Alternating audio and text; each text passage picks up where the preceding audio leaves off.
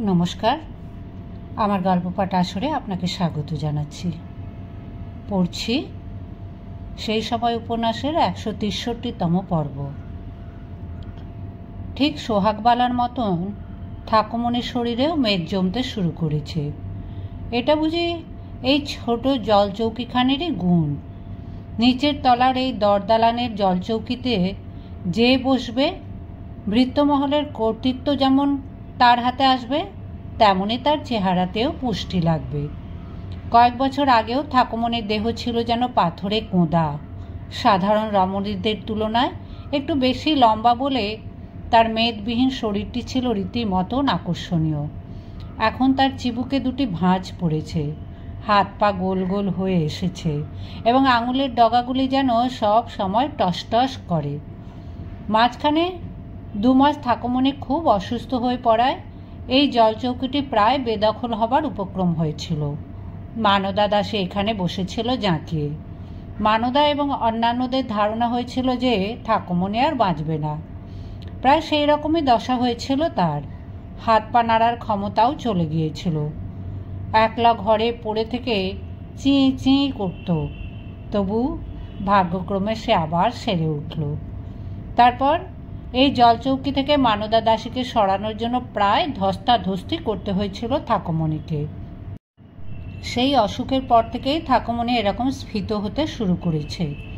শেষ পর্যন্ত সোহাগবালার মতনই পরিণতি তার হবে কিনা এই কথা ভেবে প্রায় ঠাকুমনির বক্ষ কাঁপে। তাছাড়া এই জলচৌকিটা সে এখনো আঁকড়ে ধরে আছে বটে, কিন্তু সে টের পেয়ে গেছে যে কোনো মুহূর্তে তার পায়ের তলা থেকে মাটি ধসে যাবে। মানদা দাসী এবং অন্যান্য কয়েকজন সব সময় তার দিকে শকুন চক্ষে তাকায়। ঠাকুমনির আর ভালো লাগে না, কিচ্ছু ভালো লাগে না। নকুর আর দুর্যোধন মাছ কুটছে চাতালে বসে। ঠাকুমনি অলসভাবে চেয়ে আছে সেদিকে। বড়বাবুর কুটুম বাড়ির কয়েকজন আজ নেমন্তন্ন খাবেন এ বাড়িতে, তাই আজ বেশি মাছ এসেছে। কুটতে কুটতে 2-1টা টুকরো বাঁ দিকে ছুঁড়ে ফেললে দুর্যোধন, আর নকুর তাকে আড়াল করে দাঁড়িয়ে আছে। ওইভাবে প্রায় সেরখানেক মাছ সরিয়ে ফেলে ওরা বাইরে বিক্রি করে আসবে। ঠাকুমনি ইচ্ছে করে দেখছে না। ওরা কি ভাবছে ওরা ঠাকুমনির চোখে ধুলো দিতে পারবে? ঠাকুমনি সবই জানে। তবু নিত্যি 30 দিন আর ওদের সঙ্গে খ্যাটখ্যাট করতে ঠাকুমনির ইচ্ছে করে না। মাছের দরের যা হিসেব দিলে নকুর, তা শুনেও তাজ্জব হওয়ার কথা। বলে কিনা রুই মাছের মন 12 টাকা। এ কি মগের মুল্লুক পেয়েছে? 9 টাকা 9.5 টাকা মোয়ান ধরে পাকা রুই বাড়িতে এসে বয়ে দিয়ে যায়। ঠাকুমনি তবু ওদের কাছ থেকে চুরির টাকার বখরাও চায়নি। টাকা পয়সার প্রতিও লোভ কমে গেছে ঠাকুমনির। কি হবে টাকা দিয়ে? একসময় ভাবতো বটে বন্ধু নাহি করি বই, কিন্তু বয়স অস্তাচলের দিকে ঢলে পড়ায় সে উপলব্ধি করেছে যে করি থাকলেও মেয়ে মানুষের জীবনে নিরাপত্তা নেই। বলতে গেলে ঠাকুমনি তো টাকার ওপরেই শুয়ে আছে। তার শয্যার নিচে তোড়ায় বাঁধা বাঁধা টাকা আর খুচরো পয়সা। 20 বৎসর ধরে সে যা উপার্জন করেছে তার থেকে পাই পয়সাও খরচ হয়নি, সবই জমা আছে। তবু ঠাকুমনির অন্তরে অশান্তির আগুন ধিকি ধিকি করে জ্বলে কেন? এই যে ইদানিং সে নকুর বা দুর্যোধনের কাছ থেকে চুরির বখরা নেয় না, সেই জন্যই বরং সে কিছু খাতির পায়। ঠাকুমনির এবংবিধ পরিবর্তনে নকুর আর দুর্যোধন খুব আতান্তরে পড়ে গেছে। ব্যাপারটির আগা পাঁচতলা কিছুই তারা বুঝতে পারছে না। সেই সোহাগবালার আমল থেকেই এই দরদালানের চলচৌকির অধিকারিণী প্রত্যেকটি চুরির আদলারও ভাগ না নিয়ে ছাড়েনি। ঠাকুমনি যে এখন আর ভাগ চায় না, তার মানে কি তার গভীর কোনো মতলব আছে? দিবাকরকে বলে ঠাকুমনি যে কোনো দাসী বা ভৃত্যের চাকরি যখন খুশি খেয়ে দিতে পারে। ঠাকুমনির ক্ষমতা সোহাগবালার চেয়েও বেশি, কারণ সে দুলালের মা।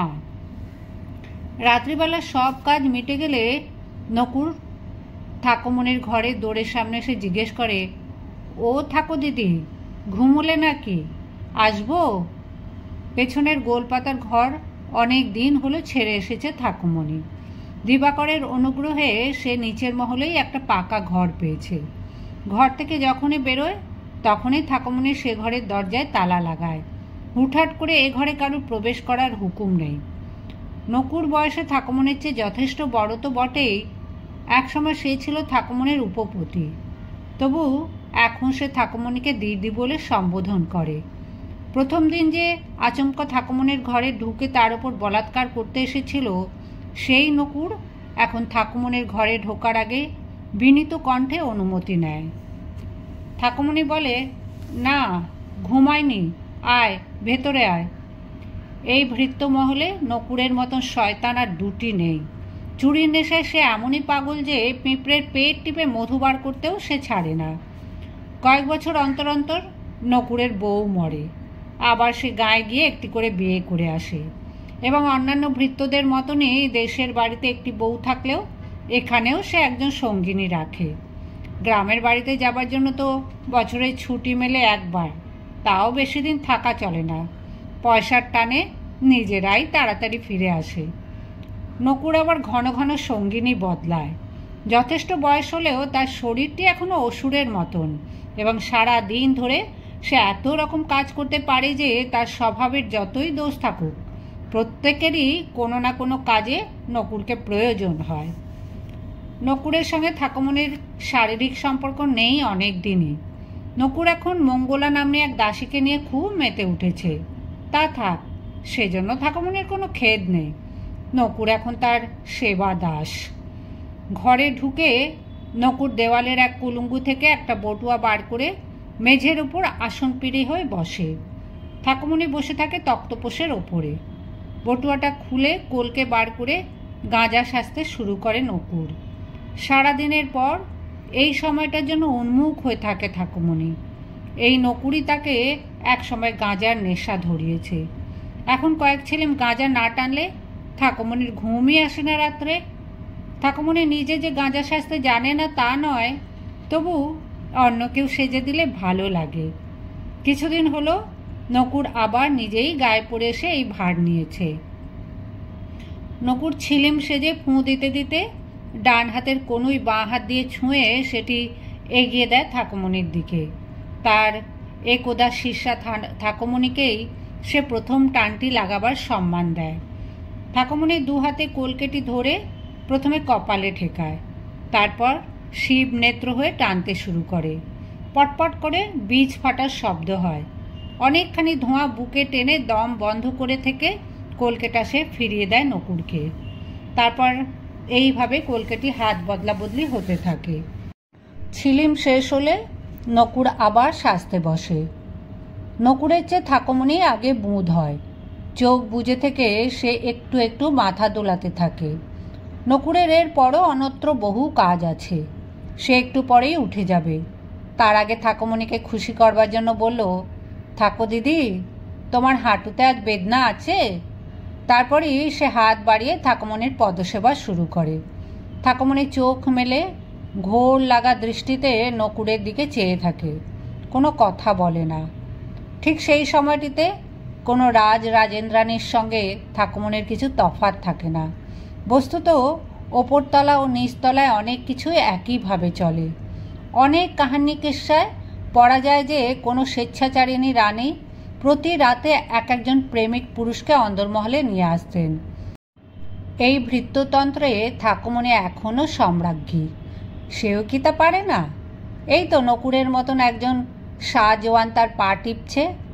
এই নকুর একসময় তাকে অসহায় অবলা পেয়ে মাটির পুতুলের মতন ভাঙচুর করতে চেয়েছিল। একটু পরেই এক পা তুলে নকুরের বুকে একটা ঠোক্কর মেরে ঠাকুমনি বলে, যা, এবার তুই যা। নিতান্ত বাধ্যের মতন নকুর উঠে পড়ে এবং যাবার সময় দরজাটি টেনে দিয়ে যায়। দিনের পর দিন ঠাকুমনি চুরির পয়সায় বখরা চায় না। তার বদলে একটা করে পায়ের ঠোক্কর তো সে দিতেই পারে। নকুর চলে গেলে ঠাকুমনি ক্রন্দন শুরু করে।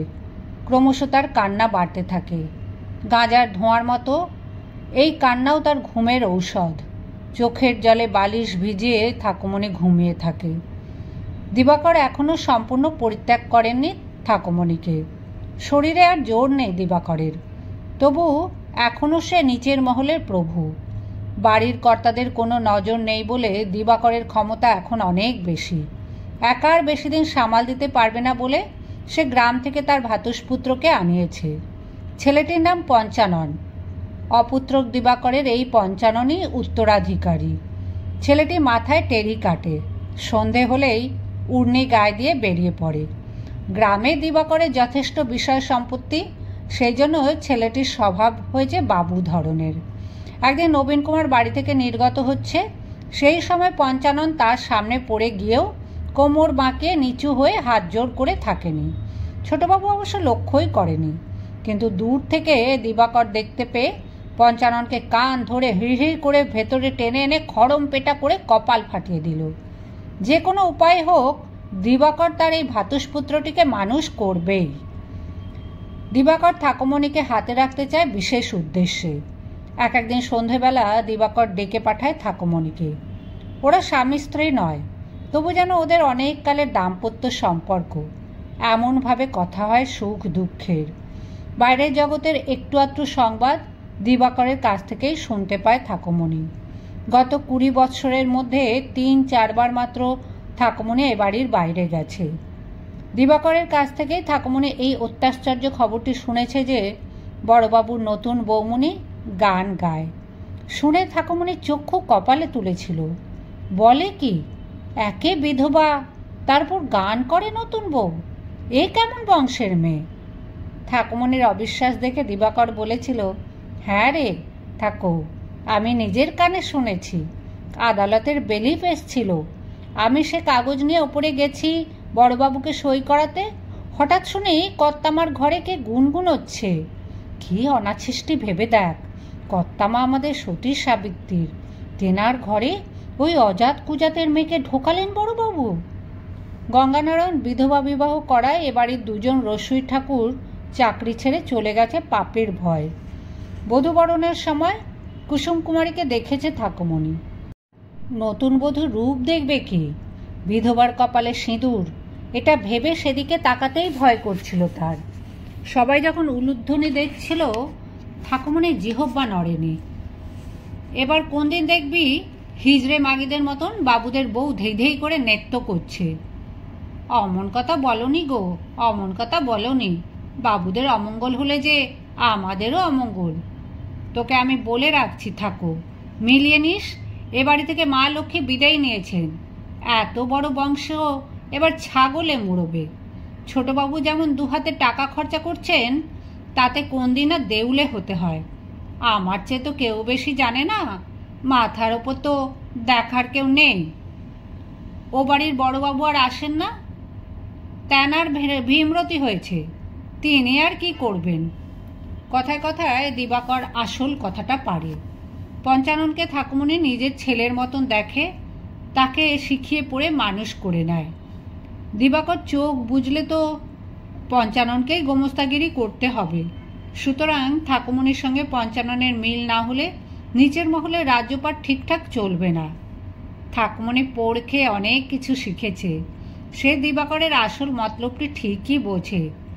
দিবাকর চিরকালই স্ত্রী লোকদের সঙ্গে রুক্ষ ব্যবহার করে, শয্যা সঙ্গিনীদেরও সে একটিও নরম কথা বলে না।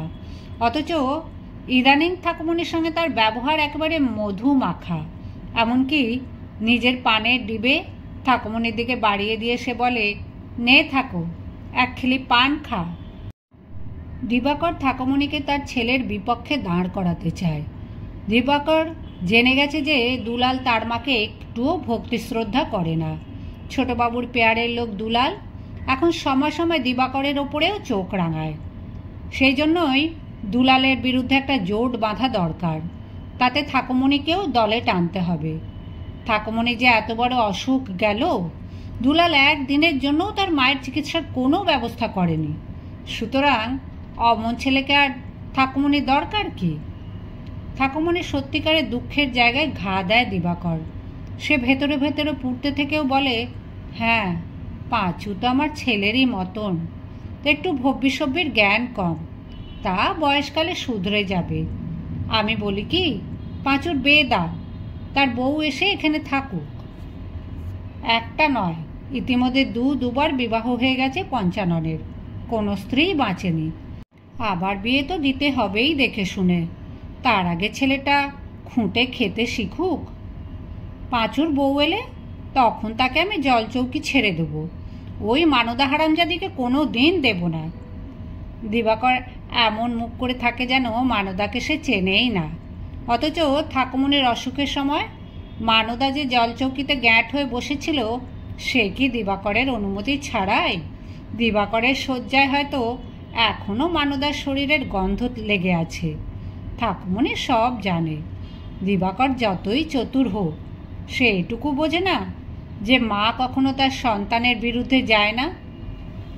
ঠাকুমনির খুব বাসনা ছিল যে দুলালের পত্নী সুবালাকে ক্রমে ক্রমে সব হিসেবপত্র বুঝিয়ে দিয়ে একদিন তাকেই নিজের জায়গায় বসাবে, কিন্তু তা হলো না।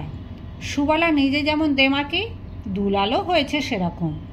দুলাল তার মাকে ধমকে বলেছিল তার বউ ভদ্রলোকের বাড়ির মেয়ে, সে কখনো দাসী বাঁধিগিরি করতে যাবে না। ছুতোর মিস্ত্রির মেয়ে হলো ভদ্রলোক, আর দুলালের নিজের মা দাসী। দুলাল এখন প্রাণপণে ভদ্রলোক হবার চেষ্টা করছে। বাগানের মধ্যে একখানি একটের ঘরে সে তার স্ত্রী পুত্র নিয়ে থাকে। সে বা সুবালা ভুলেও কখনো দাসদাসী মহলে পা দেয় না, তাদের জন্য খাবার পাঠাতে হয়। দুলাল ঘরের মধ্যেও জামা পরে থাকে, জুতো পায়ে দেয় এবং হুঁকোয় তামাক খায়। নিজে সে বই পড়ে এবং বউ ও ছেলেকে পড়তে শেখায়। এমনকি দুলাল নিজের জন্য একটি চাকর পর্যন্ত রেখেছে। ঠাকুমনি দেখা করতে গেলে দুলাল বা সুবালা বাইরে দাঁড়িয়ে কথা বলে, একবারও ভেতরে গিয়ে বসতে বলে না। নাতিকে নিয়ে সোহাগ করা আর ঠাকুমনির এ জন্মে হলো না। নাতি তাকে চিনলই না ভালো করে। কেন যে মায়ের ওপর দুলালের এ রাগ তা ঠাকুমনি বুঝেও বুঝতে চায় না। সেটাও বুঝলে তার জীবনের আর বাকি রইল কি? একদিন দুলাল তা অতি নির্দয়ভাবে বুঝিয়ে দিল। ঠাকুমনির একটাই শুধু স্বপ্ন আছে, কোনো জমি কিনে ঘর তুলবে, পুকুর কাটাবে, ধান চাষ করবে। দাসবৃত্তি ছেড়ে সে আবার চাষির বাড়ির গৃহিণী হবে। সেরকম পয়সা তো তার রয়েছে, কিন্তু একা তো যাওয়া যায় না। ছেলে বউকে সঙ্গে নিয়ে না যেতে পারলে সুখ কোথায়? কিন্তু দুলাল এ প্রস্তাব কিছুতেই কানে তোলে না। তবু সে যতই বকুনি ঝকুনি দিক, ঠাকুমনি প্রায় এই কথাটা বলে। এক রাত্রে ঠাকুমনির মাথায় এই স্বপ্নটা আবার বেশি জাগিয়ে উঠল। গাঁজায় একটু দম দিলেই তার না কেনা জমি, না কাটা পুকুর, না তৈরি বাড়ির চমৎকার ছবি ফুটে ওঠে মানস নেত্রে। সেই জন্যই সে কাঁদে। সে রাত্রে ঠাকুমনি আর থাকতে পারল না একলা ঘরে। নকুর ছুটি নিয়ে দেশে গেছে। দিবাকরের ঘরের দ্বার বন্ধ, শুনশান করছে নিচের মহল। একা একা গাঁজা টেনে ঠাকুমনির বেশি ঘোর লেগে গেল। সে বাইরে এসে বাগানের মধ্যে দিয়ে ছুটতে ছুটতে গিয়ে ধাক্কা মারতে লাগলো দুলালদের দরজায়। ঘুম ভেঙে উঠে দুলাল দরজা খুলতেই ঠাকুমনি তার হাত ধরে নেশাজড়িত কণ্ঠে আন্তরিকতম কাকুতি করে বলল, দুলে চল না, আমরা গাঁয়ে যাই, সেখানে মায়ে পুতে সুখে থাকবো, তোর বউকে আমি মাথায় করে রাখবো। দুলে চল না, যাই, এক্ষুনি চলে যাই। দাঁতে দাঁত চেপে হিংস্র কণ্ঠে দুলাল বলল, বেবুসে মাগি, এত রাত্রে এইছিস ঢলানি করতে? এতটুকু হায়া নেই কো? তোর মুখ দেখলে পাপ হয়, ফের যদি কোনো দিন। বলতে বলতেই মাতৃবক্ষে সজোরে পদাঘাত করল দুলালচন্দ্র। বিস্ফারিত নেত্রে ঠাকুমনি ধরাশায়ী হতেই সশব্দে দৌড় বন্ধ করে দিল তার পুত্র। পরদিন ভোর থেকে ঠাকুমনিকে আর দেখতে পাওয়া গেল না। তাড়া খাওয়া বন্য পশুর মতন ছুটতে ছুটতে ঠাকুমনি একসময় গঙ্গা পেয়ে গেল। তার ছেলে বলেছে তার মুখ দেখতে চায় না। তবে এ মুখ আর সে কাকে দেখাবে? ভোরের প্রথম খেয়ায় গঙ্গা পার হয়ে ওপারের মানুষদের জনে জনে জিজ্ঞাসা করতে লাগলো, ওগো, ভিনকুড়ি গাঁ কোথায় বলতে পারো? আমি সেখানে যাব। ওগো, তোমরা আমায় পথ বলে দাও। দু চারজন তাকে সাহায্য করার চেষ্টায় জানতে চায় কোন জেলা, কোন পরগনা, কোন মৌজা। কিন্তু ঠাকুমনি সেসব কিছুই জানে না। ধানকুড়ি আর ভিনকুড়ি, পাশাপাশি এই দুটি গ্রামের নাম ছাড়া তার আর কিছুই মনে নেই। কিন্তু শুধু গ্রামের নাম শুনে পথ বা দিকের সন্ধান দিতে পারে না কেউই। তবু ঠাকুমনি অন্ধের মতন ছুটতে থাকে। সে তার স্বামী শ্বশুরের ভিটে ফিরে যেতে চায়, সেখানে পৌঁছতে পারুক বা না পারুক, সে আর পেছন পানে চাইবে না।